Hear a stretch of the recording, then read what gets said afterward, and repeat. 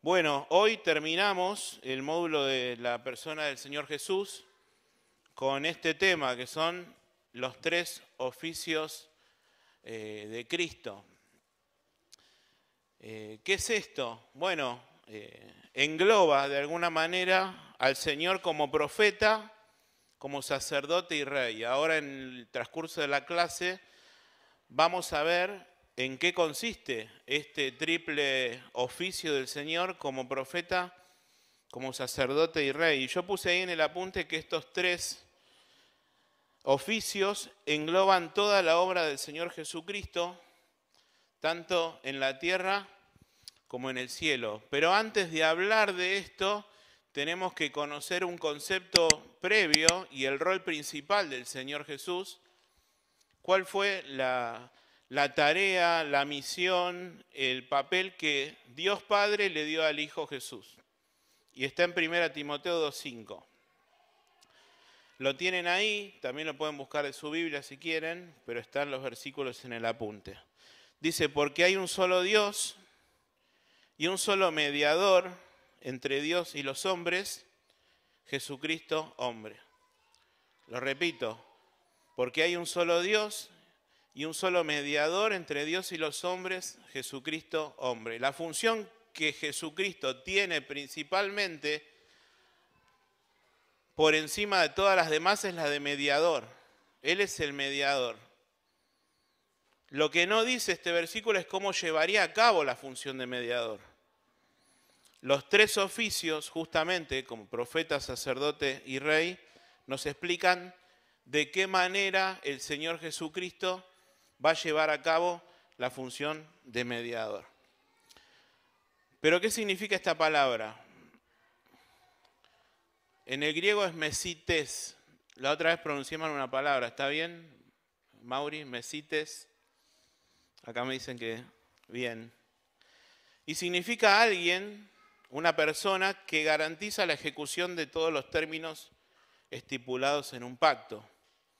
Es un árbitro que restaura la paz entre dos personas, especialmente entre las condiciones de un pacto.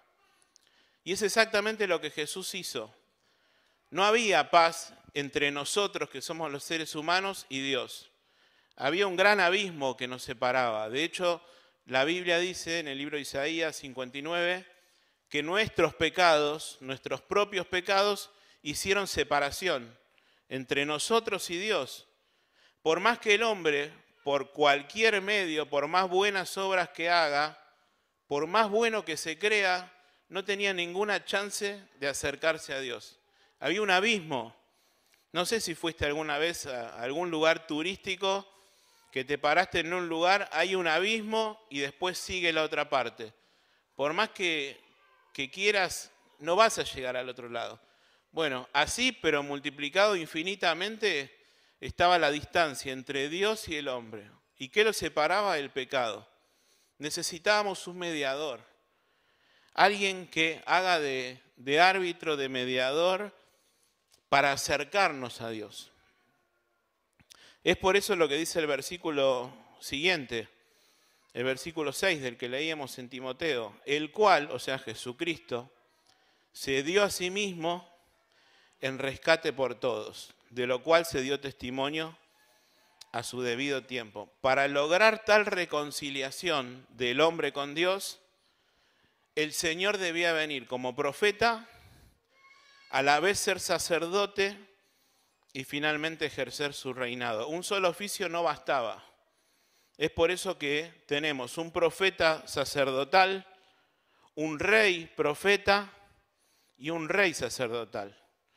El primero que habló de esto fue Juan Calvino en sus libros de institución de la religión cristiana. Y lo más importante es hablar de este mediador en el ejercicio de sus tres funciones. ¿Y quién fue la primera persona quizás en la Biblia que pensó en la necesidad de un mediador? Fue Job. Ahí creo que tienen en el apunte. Dice Job 9:2, ciertamente yo sé que es así. ¿Y cómo se justificará el hombre con Dios? ¿Qué pregunta?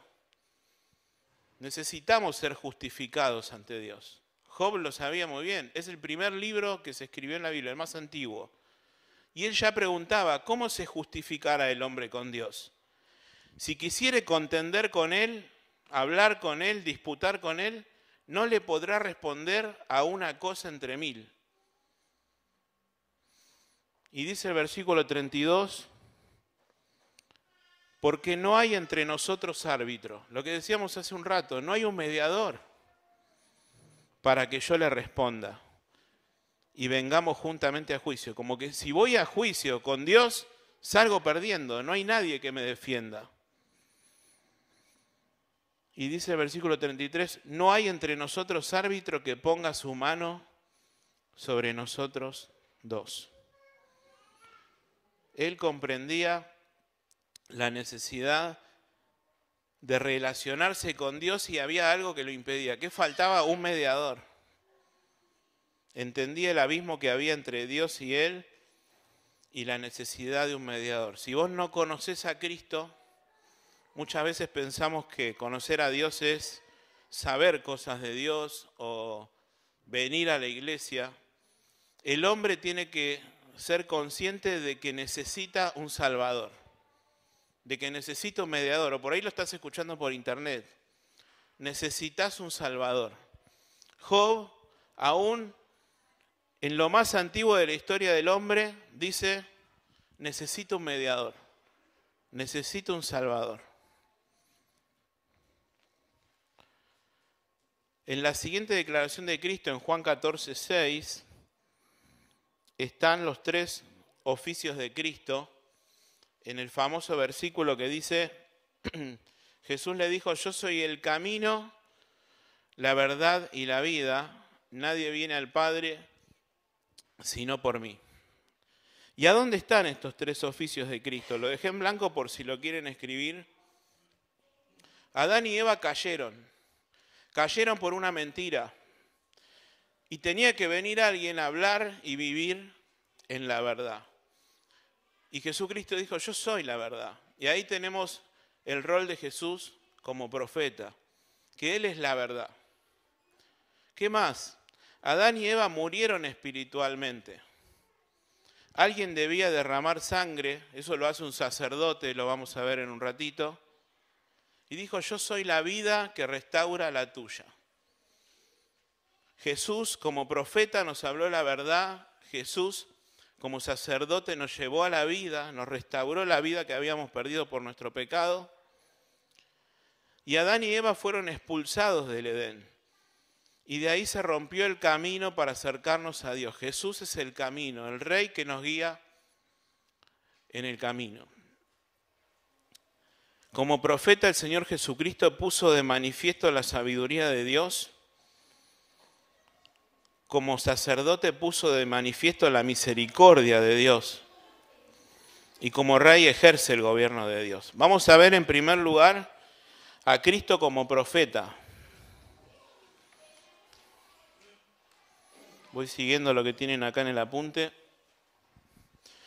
El pasaje central de Jesús como profeta está en Deuteronomio 18:15, que dice así, profeta en medio de ti, de tus hermanos, está hablando Moisés, ¿sí? Deuteronomio 18:15. Profeta de medio de ti, de tus hermanos como yo, te levantará Jehová tu Dios, a él oiréis. Moisés está diciendo, de parte de Dios por supuesto, que Dios en algún momento iba a levantar un profeta. Dice, de entre tus hermanos, o sea, de la congregación de Israel. Y lo iba a levantar el Señor, Dios, Jehová tu Dios, a él van a oír. Y esto fue ratificado por Pedro en el libro de los Hechos de los Apóstoles, en el capítulo 3 y en el versículo 22. Dice, porque Moisés dijo a los padres, está hablando Pedro, el Señor vuestro Dios os levantará profetas de entre vuestros hermanos. Está citando el versículo de Deuteronomio. Como a mí, como a Moisés, a él oiréis en todas las cosas que os hablé. Y agrega, y toda alma que no oiga a aquel profeta será desarraigada del pueblo. Y yo pensaba cuando leía esto, no se puede decir esto de cualquier profeta. Mirá qué especial iba a ser este profeta que el Señor iba a levantar. Pedro está diciendo, toda alma que no oiga a aquel profeta, al Señor Jesucristo, será desarraigada del pueblo. Hubo un montón de profetas, Isaías, Jeremías, Elías, Eliseo, y ninguno lo escuchó, y ninguno quedó reprendido por Dios en cierta manera, como dice este versículo, de ser desarraigado del pueblo. Pero sí lo dice del Señor Jesucristo. Y no es otra cosa de la que dice Juan en el versículo capítulo 3:36. El que cree en el Hijo tiene vida eterna, pero el que rehúsa creer en el Hijo no verá la vida, sino que la ira de Dios está sobre él. La Biblia de las Américas lo especifica un poco mejor. Dice, el que cree en el Hijo tiene vida eterna, pero el que no obedece al Hijo, el que no oye al Hijo, a ese profeta que Dios iba a levantar en algún momento, superior a todos los demás, superior a Moisés, superior a todos los profetas que Dios levantó en la antigüedad. Ahora, con Cristo, se levantó alguien mayor que Moisés y mayor que todos los profetas que habían venido. ¿Cuál era la función de un profeta? Bueno, hablarle al pueblo de parte de Dios. Y yo anoté acá testimonio de Juan el Bautista, lo que decían los demás, ¿no? Después vamos a ver de Isaías, de Pablo. Miren lo que dice Juan 1:20. Hablando Juan el Bautista, le vinieron a preguntar, ¿eres tú el que había de venir? Y él confesó y no negó, sino que confesó, yo no soy el Cristo, dijo. Y le preguntaron, ¿qué pues? ¿Eres tú Elías? Dijo, no soy. Y miren la pregunta que le hacen. ¿Eres tú el profeta? Y él respondió, no. Le dijeron, pues, ¿quién eres? Para que demos respuesta a los que nos enviaron. ¿Qué dices de ti mismo? ¿Por qué le preguntaron, ¿eres tú el profeta? Porque estaban esperando al profeta del cual se decía en Deuteronomio 18:15 que Dios iba a enviar. ¿Eres tú ese profeta que Dios iba a hablar? Yo no soy el profeta, dice, y agrega en el versículo 23. Yo soy la voz, dice Juan, de uno que clama en el desierto, enderezad el camino del Señor, como dijo el profeta Isaías. Juan les respondió diciendo, yo bautizo con agua, mas en medio de vosotros, ya estaba el Señor caminando entre ellos, está uno a quien vosotros no conocéis. Este es el que viene después de mí y el que es antes de mí. Juan había nacido primero, pero está diciendo, ese profeta que Dios envió, Cristo, es antes de mí, es Dios, existe de la eternidad, del cual yo no soy digno de desatar la correa del calzado. El Señor dijo de Juan que de todos los profetas, él era el más grande, ¿no? Y dijo Juan, es necesario que yo me achique y que el Señor crezca, y ojalá que sea la actitud de cada uno de nosotros. Hebreos 1:1, famoso texto conocido. Dios, habiendo hablado muchas veces y de muchas maneras, en otro tiempo a los padres por los profetas, lo venimos diciendo, Dios habló por muchos profetas. En estos postreros días nos ha hablado por el Hijo. La Biblia de las Américas dice, por su Hijo, a quien constituyó heredero de todo y por quien asimismo hizo el universo. Él, o sea, el Señor Jesucristo, el cual, siendo el resplandor de su gloria, mirá todo lo que dice del Señor Jesucristo. Esto no se puede decir de cualquier profeta. Y la imagen misma de su sustancia, y quien sustenta todas las cosas con la palabra de su poder, habiendo efectuado la purificación de nuestros pecados por medio de sí mismo, se sentó a la diestra de la majestad en las alturas. Acá en este versículo están los 3 oficios también. Y quien sustenta todas las cosas con la palabra de su poder, profeta, la palabra de su poder. Habiendo efectuado la purificación de nuestros pecados, sacerdote, y se sentó a la diestra de la majestad en las alturas, el Rey. Él es la revelación final de Dios, Él es el Hijo de Dios, el profeta que Moisés dijo que Dios iba a levantar, el creador de todo, Dios. Él es el resplandor de su gloria, dice, la imagen misma de su sustancia. El Señor Jesucristo dijo en un momento a sus discípulos, el que me vio a mí, vio al Padre. Jesús es la imagen del Dios invisible. ¿De quién se puede decir eso?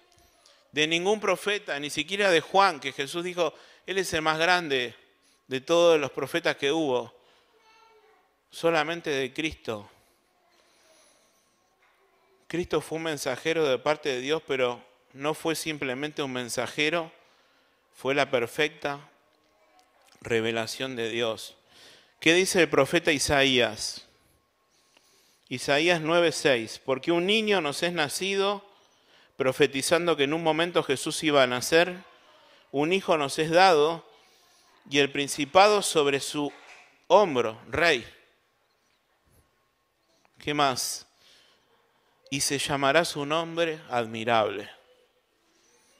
Consejero, Dios fuerte, Padre eterno, príncipe de paz. Eso que hace ese mediador, restaurar la paz que estaba rota por nuestros pecados. Testimonio de Pablo.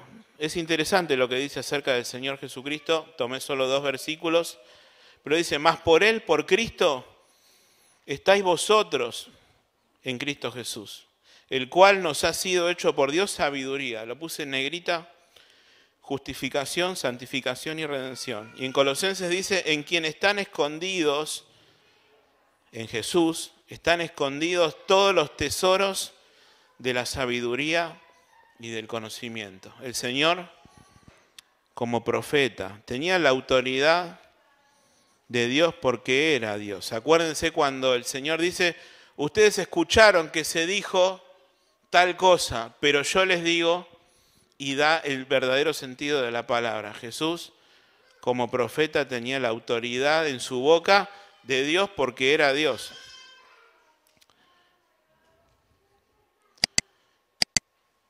Como profeta nos trajo la luz. Cuando Adán pecó quedamos en oscuridad.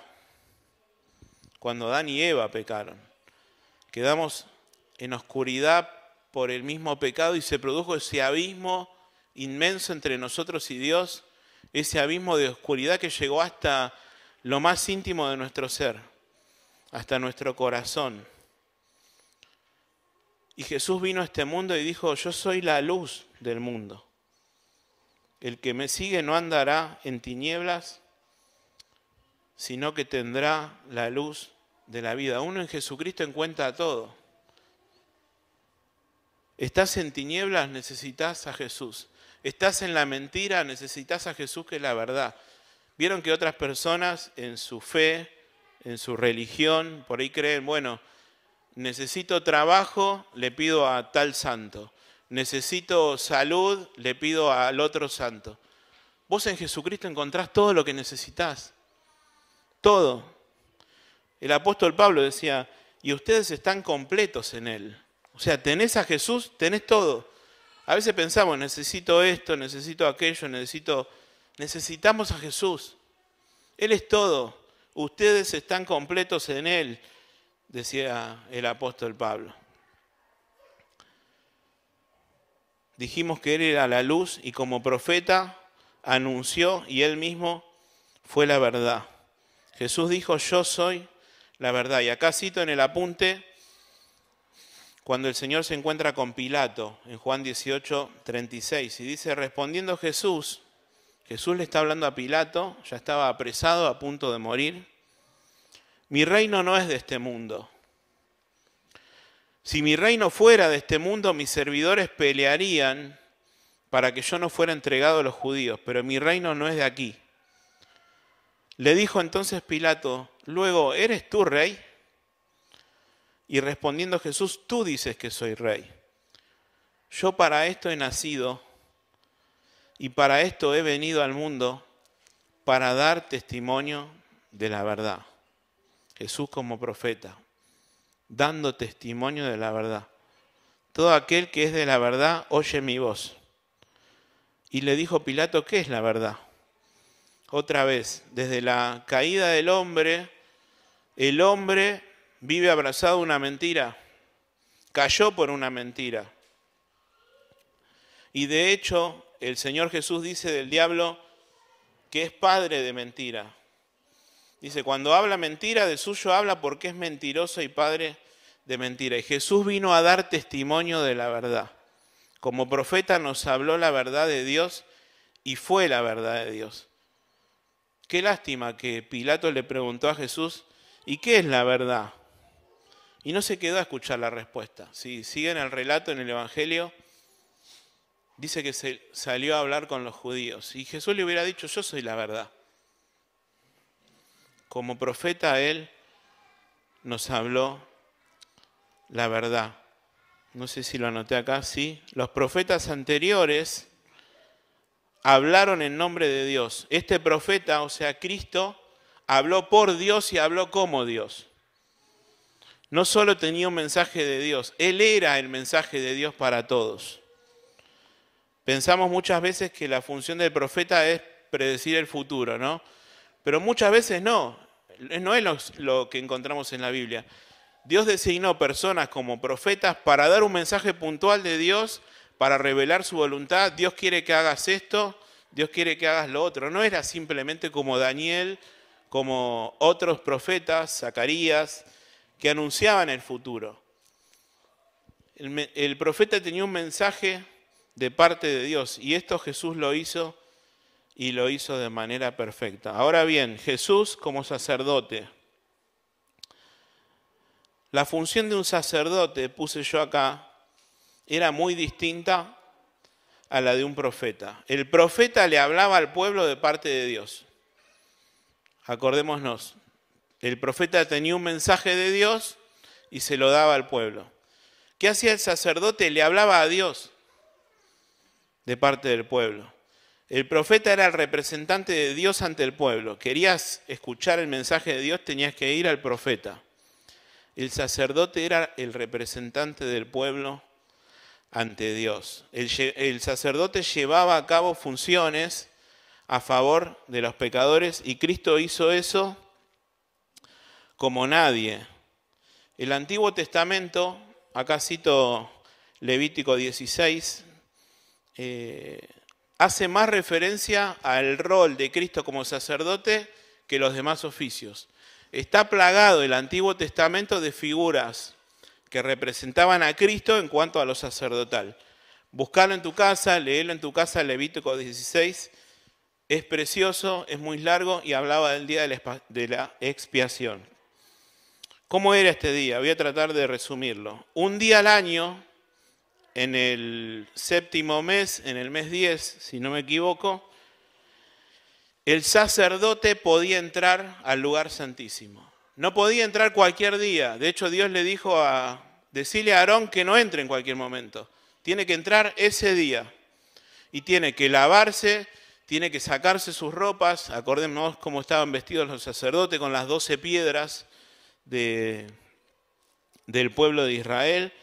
Y quedaba solamente con un vestido de lino fino, blanco, simbolizando las vestiduras en santidad. Y tenía que hacer, en primer lugar, un montón de cosas antes de poder entrar. ¿Qué hacía? Se lavaba, se bañaba, después ofrecía un sacrificio por sí mismo y por su casa, y después de haber hecho eso, recién ahí podía empezar a ofrecer el sacrificio por los demás. Acordémonos de esto porque tiene mucho que ver con Cristo. Y había 2 machos cabríos, 2 animalitos, y dice que se echaban suertes. Uno iba a ser para Jehová y otro dice que era para Azazel, para mandarlo al desierto. Entonces el que caía para Jehová lo ofrecían en sacrificio y ahí tenían que purificar el tabernáculo, el lugar santísimo, el lugar de del holocausto. Y dice que cuando quedaba el macho cabrío que había sido destinado para ser mandado al desierto, el sacerdote ponía sus 2 manos sobre el animal y confesaba los pecados de todo el pueblo. Yo me lo imagino al sacerdote por, no sé, por Rubén que hizo tal cosa, por Víctor que hizo tal otra, y así con todos los pecados del pueblo, cargando en ese animal el pecado de todo el pueblo. Y dice que una vez que terminaba, una persona, que la Misná dice que era una persona extranjera, no era del pueblo de Israel, la llevaba al desierto y se iba para perderse para siempre. En simbolismo de que, Señor, toma nuestros pecados y nunca más se acuerda de ellos. Eso dice, en resumidas cuentas, Levítico 16. ¿Y en qué pensaba yo cuando leía todo esto? Jesús como sacerdote. Que en su persona divina, Él fue el sacerdote y Él fue el sacrificio. Él fue el sacrificio por nuestros pecados. De hecho, el apóstol Pablo dice, Él es la propiciación por nuestros pecados, y no solo por los nuestros, sino por los de todo el mundo. Él es el cordero sin defecto, sin mancha. Ningún sacrificio de los que mencionábamos hace un rato lograba quitar los pecados. Yo les pregunto a ustedes, miles y miles de sacrificios durante tantos años, ¿cuántos pecados creen que perdonaron esos sacrificios?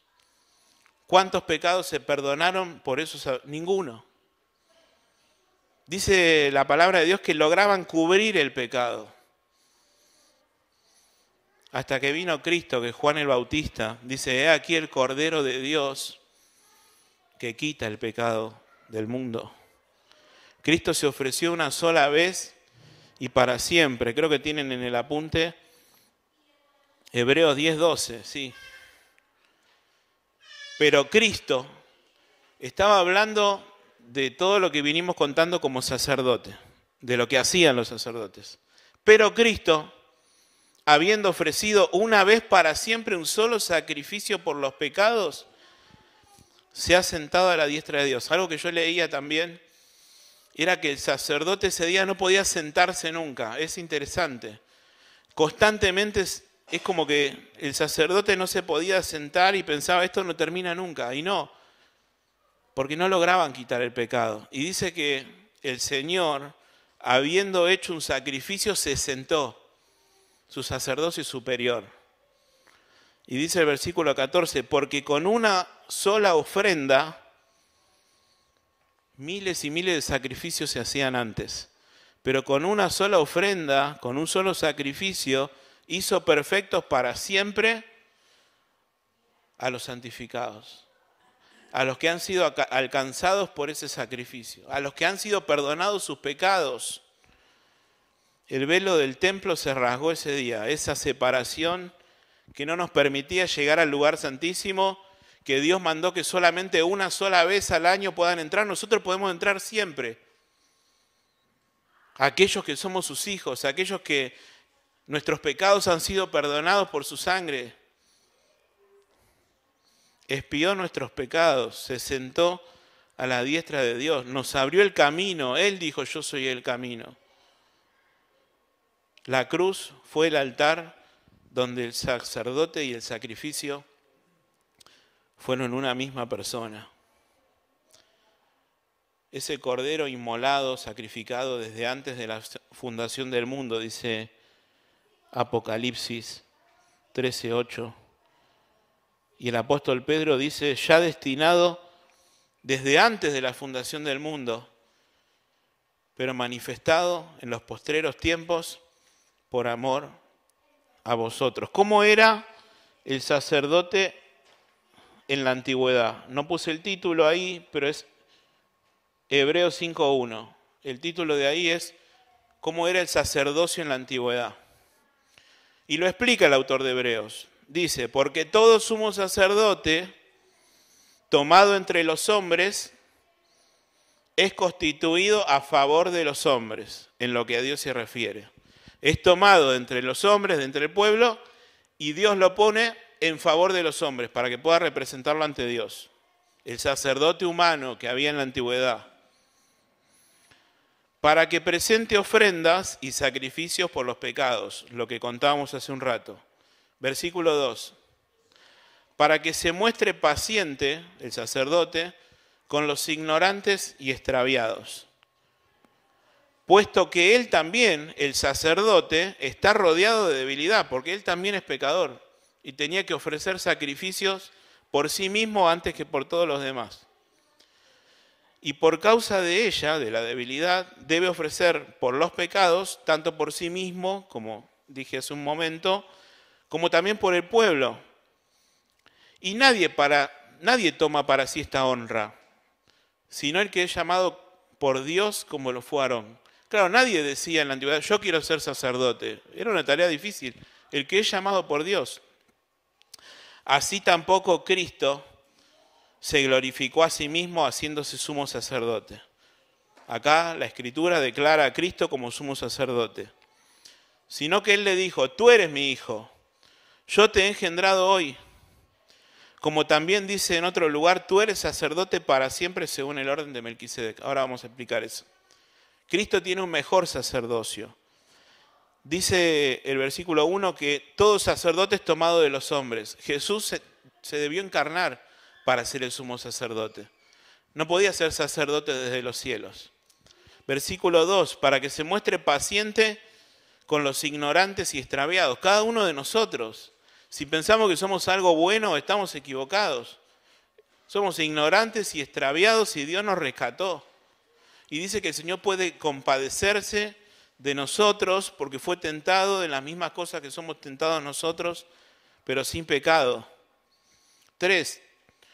El sacerdote ofrecía sacrificios por sí mismo y Jesús no. Jesús no tenía que ofrecer sacrificios por sí mismo. Él no tenía pecado. Lo ofreció por nosotros. Y nadie toma para sí esta honra. Esto lo puse en el apunte, ¿no? Están leyendo bien. Está bueno. Nadie toma para sí esta honra y Cristo tampoco. Dios lo llamó. Y acá noto que el Evangelio de Juan nombra 38 veces que el Padre envió al Hijo. Otra función del sacerdote es orar. Bueno, yo puse, tenemos en todos los evangelios una vasta muestra de la vida de oración de Jesús. Señor, te doy gracias porque siempre me escuchas. Padre, gracias te doy por haberme oído. Yo sabía que siempre me oyes. Y pensaba, ¿no? ¿A quién vamos a ir?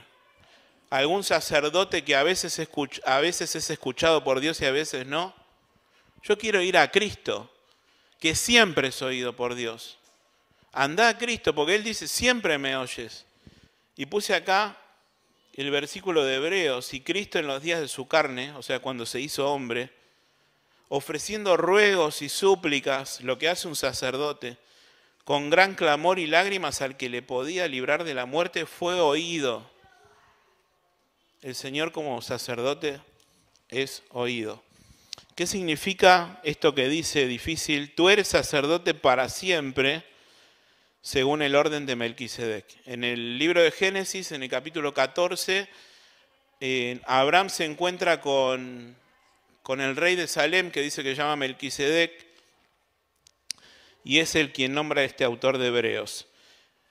El sacerdote Melquisedec no se le conoce genealogía, no venía de Aarón, ni sin padre, sin madre, sin principio ni fin.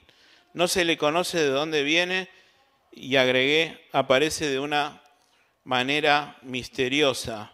Y así fue Cristo. Cristo no fue sacerdote porque descendió de Aarón. Acordémonos, Aarón tuvo hijos, los hijos fueron sacerdotes. Los hijos de Aarón fueron sacerdotes. Y esa descendencia no llega hasta Cristo. Cristo era de la tribu de Judá. Entonces, nada tenía que ver con el sacerdocio de Aarón. Por eso dice que es sacerdote según el orden de Melquisedec, sin principio, sin final.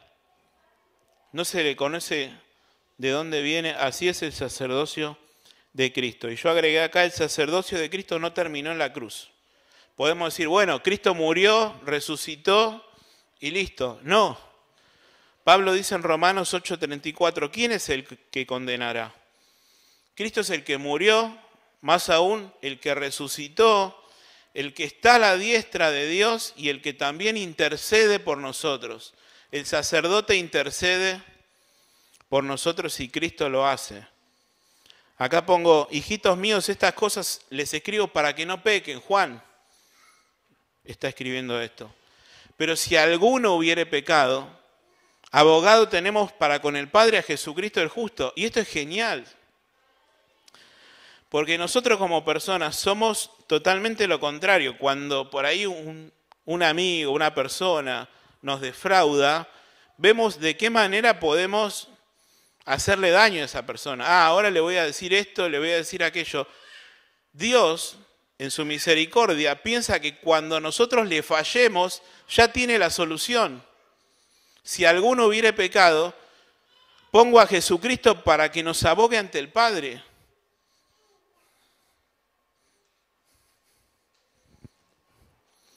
Jesucristo como profeta, Jesucristo como sacerdote y por último, Jesucristo como rey. El rey es el que te guía, es el que te lleva, es el que te recibe, el que gobierna sobre todas las cosas.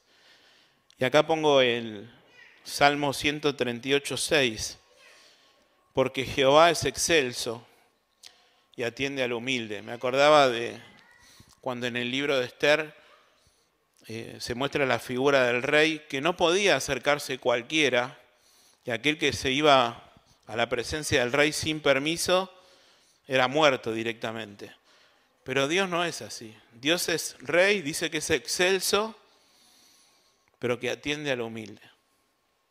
Y qué bueno que podemos ir a la presencia de Dios, sabiendo que es el rey de todas las cosas, es el que creó, pero nos escucha. Nos escucha. Pero Cristo como rey. 2 Samuel 7:12, acá está la promesa, en realidad hay varias, voy a tratar de ser rápido, que ya estamos cumpliendo con el tiempo. Dice Dios a través del profeta Natán a David, y cuando tus días sean cumplidos, David, cuando mueras y duermas con tus padres, yo levantaré después de ti a uno de tu linaje, el cual procederá de tus entrañas y afirmaré su reino. Él, el que yo voy a levantar, edificará casa a mi nombre, y yo afirmaré para siempre el trono de su reino. Yo le seré a él padre, y él me será a mí por hijo. Y será afirmada tu casa y tu reino para siempre delante de tu trono. Y tu trono será estable eternamente. Acá Dios no estaba hablando de Salomón. David tuvo un hijo, varios, pero tuvo uno que lo sucedió en el trono, Salomón. Y él edificó casa a nombre de Dios. Pero el reino de ese reinado terminó. Terminó cuando el pueblo de Israel se fue a Babilonia. Y acá dice la palabra que su reino será eterno. ¿De quién estaba hablando? De Cristo. De Cristo. Por eso muchos le decían Jesús, hijo de David, venía del linaje de David. Miren lo que dice Isaías 9:7. Lo dilatado de su imperio, un rey, y la paz no tendrán límite sobre el trono de David y sobre su reino, disponiéndolo y confirmándolo en juicio. Después agrego la Nueva Traducción Viviente. Su gobierno y la paz nunca tendrán fin. Reinará con imparcialidad y justicia desde el trono de su antepasado David por toda la eternidad. No habla de un reino terrenal. De hecho, acordémonos lo que leímos de Pilato. Mi reino no es de este mundo. Los reinos de este mundo terminan, pero el reino del Señor es eterno. Ya estaba prometido en la antigüedad. Génesis 49:10. No será quitado el cetro de Judá, referido al Señor que era de la tribu de Judá y que iba a ser rey para siempre. Seguimos. Fue anunciado a María por el ángel. Última hoja, ya terminamos. Que queremos ir a las preguntas. Lucas 1:31. Y ahora concebirás, le dijo el ángel a María, y darás a luz un hijo y llamarás su nombre Jesús. Este será grande y será llamado Hijo del Altísimo. Y el Señor le dará el trono de David su padre, rey. Antes de ascender, el Señor dice, toda potestad me es dada en el cielo y en la tierra. Habla de su reinado. Toda potestad le fue dada, de su gobierno, de su soberanía. Colosenses 1:19. Por cuanto agradó al Padre, a Dios, que en Él, en Cristo, habitase toda plenitud, Rey. Y por medio de Él reconciliar consigo todas las cosas, profeta, reconciliando. Así las que están en la tierra, como las que están en los cielos, haciendo la paz, sacerdote, mediante la sangre de su cruz. Y por cuanto esto Jesús lo hizo de manera excelente, obtuvo su recompensa, por lo cual Dios también le exaltó hasta lo sumo, a Cristo, y le dio un nombre que es sobre todo nombre, para que en el nombre de Jesús se doble toda rodilla. Ante los reyes uno se postra. Jesús el Rey, toda rodilla se va a doblar, de los que están en los cielos, en la tierra y debajo de la tierra, y toda lengua confiese que Jesús es el Señor, para gloria de Dios Padre. Dios le dio un nombre sobre todo nombre. De hecho, en Apocalipsis dice, y en su vestidura y en su muslo tiene escrito este nombre, Rey de Reyes y Señor de Señores. ¿Cómo se celebra este ejercicio de Cristo como profeta, como sacerdote y rey? En el cielo, alrededor del trono. ¿Quién es la persona más importante? Cristo, el Cordero. Y me acordaba de este versículo, que con esto voy a terminar, esta escena que dice que cantaban un cántico nuevo. Digno eres de tomar el libro, hablándole al Señor Jesús, y de abrir sus sellos, porque tú fuiste inmolado, tú fuiste sacrificado, tú diste tu vida por nosotros, y con tu sangre nos has redimido para Dios de todo linaje y lengua y pueblo y nación, y nos has hecho para nuestro Dios reyes y sacerdotes, y reinaremos sobre la tierra. Y miré y oí la voz de muchos ángeles alrededor del trono en el cielo, y de los seres vivientes y de los ancianos, y su número era millones de millones, que decían a gran voz, el Cordero que fue inmolado, que fue sacrificado, es digno de tomar el poder, las riquezas, la sabiduría, la fortaleza, la honra, la gloria, la alabanza, y a todo lo creado que está en el cielo y sobre la tierra y debajo de la tierra y en el mar, y todas las cosas que en ellos hay, oí decir, todos decían, todos, al que está sentado en el trono, el Rey, y al Cordero, el sacerdote, sea la alabanza, la honra, la gloria y el poder por los siglos de los siglos. Y los 4 seres vivientes decían amén. Y los 24 ancianos se postraron sobre sus rostros y adoraron al que vive por los siglos de los siglos. Cuando veo estas escenas de Apocalipsis, en el cual Juan describe y dice, había millones de millones, me imagino que yo estoy ahí. Y qué grandioso pensar que aquellos que son hijos de Dios, que han sido perdonados sus pecados, van a estar en esa celebración.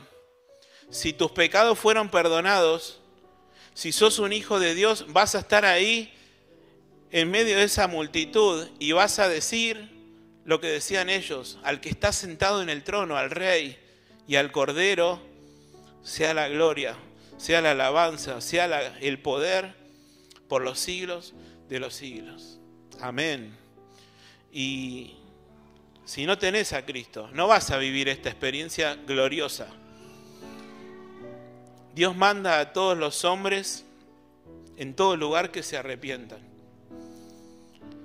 Que por medio del arrepentimiento y depositando tu fe en este magnífico Rey, profeta y sacerdote, tengas el perdón de tus pecados. Si oyeres hoy su voz, dice la Biblia, no endurezcas tu corazón.